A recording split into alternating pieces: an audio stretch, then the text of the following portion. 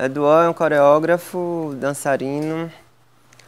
Na verdade, eu não gosto de me classificar, porque quando eu penso, eu penso como artista mesmo, assim. Então, sou formado em artes plásticas pela UFBA, fiz especialização em arte-terapia pela UXAL, escrevo poesia, conto, já escrevi um livro infantil. Então, minha cabeça pensa de uma forma mais ampla, mais abrangente. Mas, profissionalmente, eu trabalho como coreógrafo e dançarino.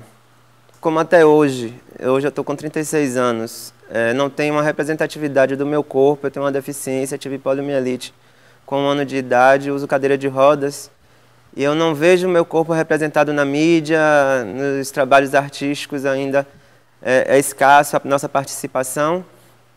E como meu desejo sempre foi ser artista, trabalhar em palco, eu não me via. Em Santo Amaro, que é a minha cidade, na época não tinha teatro. A única referência, como assim, acredito que seja da maioria da população no Brasil, que não tem muito acesso à cultura, seja a televisão e rádio. E principalmente nesses meios a gente realmente não tem representatividade nenhuma. Eu achava que era impossível ser artista, trabalhar com o corpo. E eu, como artista, dentro da minha arte, dentro do meu trabalho, da dança, o tema da deficiência nunca é um tema que eu escolho, porque para mim é uma coisa natural. Quando era criança, eu brincava de tudo, subia em árvore, brincava de bicicleta com minha mãe me empurrando, minha irmã acompanhando na bicicleta dela, ou então ia na garupa dos amigos, brincava de gude, brincava de picula, brincava de baleado.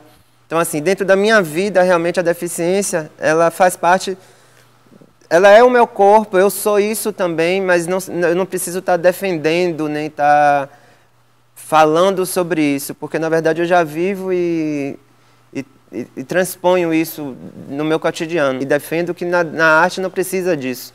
Porque quando você financia um trabalho artístico, tem que analisar pela qualidade artística, pela qualidade estética, pela pesquisa. O corpo que está ali é uma outra questão, ultrapassa isso. Então, o nicho da dança inclusiva, do trabalho com deficiência, ele é muito rentável para um determinado tipo de um grupinho específico que nunca é o deficiente que ganha com isso. É a pessoa que não tem deficiência, que acha bonito o discurso e que cria um projeto e simplesmente bota o deficiente ali.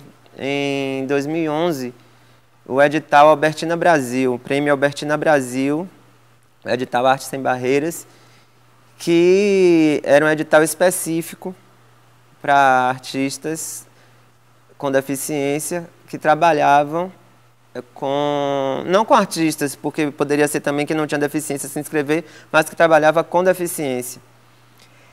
E eu lembro que quando eu vi esse edital, eu tive uma crise de choro, liguei para minha produtora, a gente ficou rodando pela cidade, porque o discurso deles era que aquela solicitação partiu da gente. E era um absurdo o tamanho, porque no formulário pedia laudo médico para comprovar que você era deficiente. Todas as perguntas se referiam à questão da deficiência, não tinha valorização nenhuma da questão artística. Mas, de uma forma geral, eu acho que as políticas ainda não contemplam a questão da manutenção de grupos, da continuidade de projetos, a questão da memória, do acervo desses grupos. Os editais são muito fechados. A questão da experimentação, que eu acho que é tão importante na arte, no trabalho.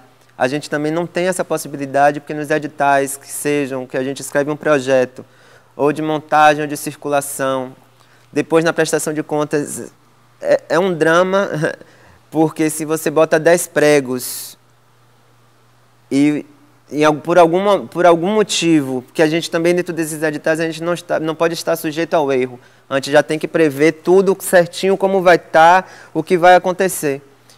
E a gente sabe que na arte não é assim, a gente experimenta e erra, e o erro faz parte do processo. Mas nos editais, nos moldes que estão, a gente não é perdoado se errar. O que eu acho mais importante atualmente, dentro do que a gente tem vivido na área política na Bahia, é esse diálogo, essa oportunidade de chegar e falar, porque a gente não tinha acesso a telefone, a gente não ligava para as diretorias, não tinha isso, nem de diretoria, a gente não podia ligar para a secretaria porque não tinha quem atendesse, tinha má vontade de responder, ninguém tinha interesse nos nossos projetos. E agora não, a gente tem um diálogo, a gente encontra na rua e fala, mas precisa estar atento a fazer uma política, porque edital não é a política pública, edital é só um mecanismo dela.